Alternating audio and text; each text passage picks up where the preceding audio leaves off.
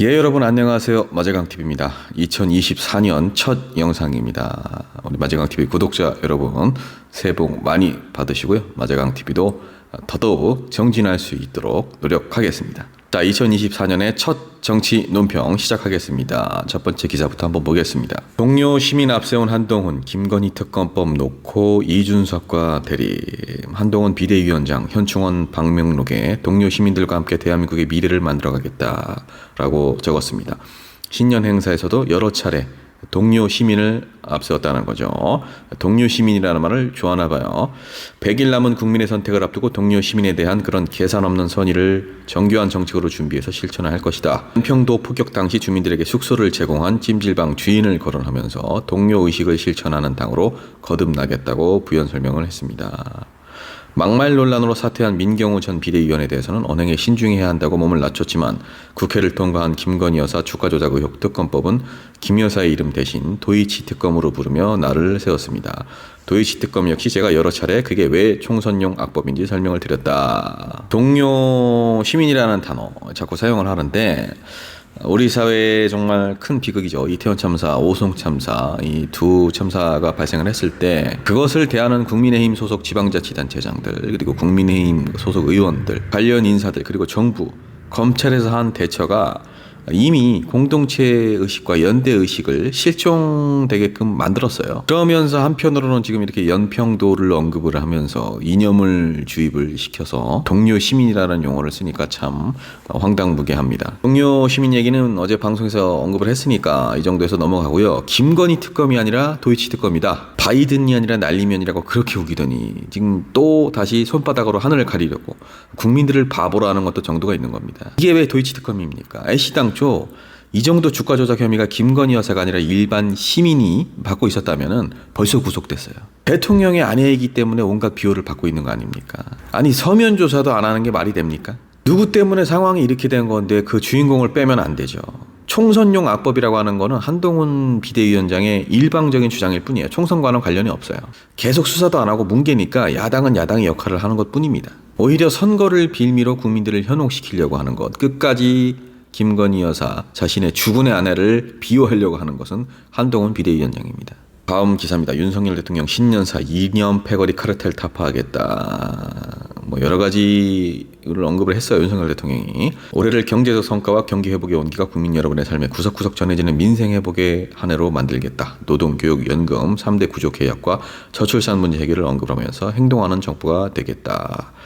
개혁 필요성을 설명한 대목에서는 한동안 언급을 자제했던 이권 카르텔을 다시 꺼냈다.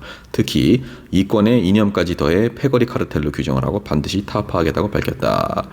이런 얘기를 했다라는 거죠. 자기들만의 이권과 이념에 기반을 둔 패거리 카르텔을 반드시 타파를 하겠다. 성장을 위해서는 구조적 개혁이 필요한데 이를 위해서는 이념에 너무 경도돼서 자신의 이권만을 챙기는 세력들이 타파되어야 한다는 의미라고 대통령실은 밝혔다라는 건데, 국민의힘 한동훈 비대위원장이 386 운동권 특권 세력 청산 이것을 강조하는 것과 같은 맥락이 아니냐라고 해석을 하고 있습니다. 근데 제가 봤을 때는 연금 개혁 움직임은 크게 보이진 않고요. 이건 어차피 폭탄 돌리기니까 윤석열 정부만 비판할 건 아니죠. 올해 어떻게 될지 한번 보면 될 것 같고, 저출산 문제 같은 경우에는 서민 경제를 다 파탄을 내놓고서 무슨 어떻게 해결하겠다는 건지 모르겠습니다. 교육 관련해서는 킬러 문항 제거한 거 그거 말고는 딱히, 근데 그 킬러 문항 제거도 수험생들에게 좀 혼란을 야기시켰다, 그런 호평도 있죠. 너무 갑자기 제거를 해버렸으니까요. 예고 없이. 정상외교, 일본과 좀 정상외교를 좀 하세요. 굴욕 외교 말고는 보여준 게 없어요. 그리고 외교랍시고 외국 나가서 하는 파티 비용들 왜 도대체 공개를 안 하는 거예요? 파티 비용 공개하는 게 국가 안보랑 무슨 상관이 있다고 그렇게 자꾸 억지를 부립니까? 자, 근데 여기까지도 어이가 없는데 오늘 기사의 하이라이트 이 부분, 자기들만의 이권과 이념에 기반을 둔 패거리 카르텔을 반드시 타파하겠다. 적어도 이 얘기가 윤석열 대통령 입에서 나오면 안 됐습니다. 본인의 존재 자체를 부정을 하는 거예요. 이건 딱 검찰이라는 엘리트 집단, 보수 언론들, 집권 여당 국민의힘이죠. 그 외 기득권들의 카르텔, 그것만 사라지면 해결이 되는 부분이에요. 이게 운동권을 얘기를 한 거다. 지금 대한민국의 가장 큰 카르텔은 윤석열 한동훈을 위시한 검찰 집단입니다. 윤석열 한동훈 이 두 사람이 가뜩이나 거대했던 권력 덩어리를 정말 너무나 더 키워져가지고 이제는 손을 댈 수도 없을 정도로 비대해졌습니다. 사법부도 모자라서 입법부도 장악을 하려고 하고, 그것도 모자라서 언론까지 장악을 하려고 하는 패거리 카르텔. 윤석열 대통령 본인에게 적용되는 말입니다. 자, 다음 기사. 이재명, 김대중, 노무현 묘역 참배 단합해서 선거를 잘 준비하겠다. 이재명 대표 오늘 이제 김대중, 노무현 전 대통령 묘역을 잇따라 참배를 하고 단합을 강조했습니다. 민주당 지도부와 함께 국립 서울 현충원을 찾아서 현충탑 앞에서 헌화 그리고 분향을 하고 김대중 전 대통령 묘역을 참배를 했고요. 오후에는 역시나 당 지도부들과 함께 경남 김해 봉화마을 노무현 전 대통령이 계시죠. 묘역을 참배를 했습니다. 방명록에는 함께 사는 세상, 깨어있는 시민과 함께 사람 사는 세상, 반칙과 특권 없는 세상 꼭 만들겠다라고 적었다는 거죠. 권양숙 여사, 노무현 전 대통령의 부인이신 권양숙 여사도 예방을 했고, 이 자리에는 정세균 전 국무총리, 노 전 대통령의 아들 노건호 씨, 사위 곽상원 변호사 등도 함께 동석을 했다라는 겁니다. 권양숙 여사가 또 좋은 말씀을 해주셨어요. 거목으로 자랄 때까지 흔들리지 않고 크는 나무가 어디 있겠느냐. 흔들리는 끝에 고통스럽겠지만 그 과정을 통해 단련되고 지혜가 생긴다고 생각한다. 특히 건강에 유의할 것을 당부를 했다라는 겁니다. 이재명 대표, 저희가 더욱더 노력해서 다가오는 선거를 잘 준비하겠다. 더 단합하겠다라면서 감사를 표했습니다. 그리고 내일은 문재인 전 대통령을 예방을 하기로 되어 있다라는 건데, 이 내용 관련해서 다른 기사들 중에 김대중, 노무현 전 대통령의 묘역을 찾아서 어떤 통합과 정통성을 좀 과시했다. 이런 문구를 좀 봤어요. 근데 사실 김대중, 노무현의 가치라는 거는 주인이 따로 없는 겁니다. 그 후계자가 따로 정해져 있는 것도 아니고, 두 분의 정통성이라는 것은 이재명 대표가 지금 방명록에 적은 이 내용들, 이런 것들이 실현된다면, 실현시키려고 노력한다면, 계속해서 그 길을 추구한다면, 그런 사람이야말로 김대중, 노무현의 정통성이 있는 후계자인 거죠. 우리는 그런 길을 걷는 정치인들은 응원을 해주고 지지를 해주고 힘을 실어주면 되는 거고, 그 반대인 정치인들은 깨어있는 시민의 조직된 힘으로 철퇴를 내리면 되는 겁니다. 자, 마지막 기사. 한동훈, 민경호 노인 폄하 발언 논란. 대한노인회를 찾아서 사과를 하겠다.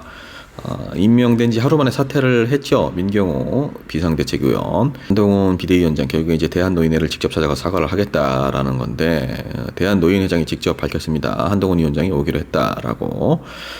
굉장히 부적절한 발언이 있었고, 저도 그 점에 대해서는 전혀 동의할 수 없는 발언이어서 노인 회장님께 제가 따로 사과의 말씀을 드린 바 있다. 저희가 앞으로 더 언행에 신중하겠다라고 이렇게 취재진에게 한동훈 위원장이 밝혔습니다. 근데 사과를 하는 거, 이 진짜 마음이 뭘까, 이런 것까지도 사람이 의심을 하면 한도 끝도 없는 겁니다만은, 제가 봤을 때는 우리는 민주당과 다르다, 이런 것들을 좀 어필하려고 이렇게 찾아가려고 하는 것 같은데, 발언의 경중이 다르죠. 김은경 전 혁신위원장은 아들의 말을 인용을 한 거예요. 표의 등가성에 대해서 언급을 한 거였고, 물론 적절하지 못한 비유였습니다만은, 민경우 씨가 얘기한 그런 류의 막말은 아니었습니다. 한동훈 위원장이 직접 대한노인회를 찾아가서 사과를 하는 건 그 자체만 놓고 본다면야 나쁜 행동은 아닙니다만은, 한두 명도 아니고 너무 이렇게 시민들이나 특정 계층에게 막말을 하는 사람들을 지금 계속해서 임명을 한다는 거, 한두 번은 실수죠. 근데 그것이 반복이 되면 실수가 아닌 겁니다. 작년부터 얼마나 많은 국민의힘 인사들이 막말 논란에 휩싸였습니까? 이 정도면은 이거는 실수도 아니에요, 이제는. 지금의 국민의힘은 그런 사람들이라도 관계가 없는 거예요. 왜냐, 어차피 윤석열, 한동훈 두 사람에게 거수기만 들면 되니까. 그리고 어차피 김건희 여사를 같이 비호해주기만 하면 되는 거니까. 그러니까 그런 사람들만 뽑으려고 하다 보니까 자꾸 이렇게 인사참사가 나는 겁니다. 자, 여러분, 마제강TV 오늘의 정치논평 여기까지입니다. 새해 복 많이 받으시고요. 우리 구독자분들 항상 감사합니다. 2024년에도 더욱더 노력하는 마제강 되겠습니다.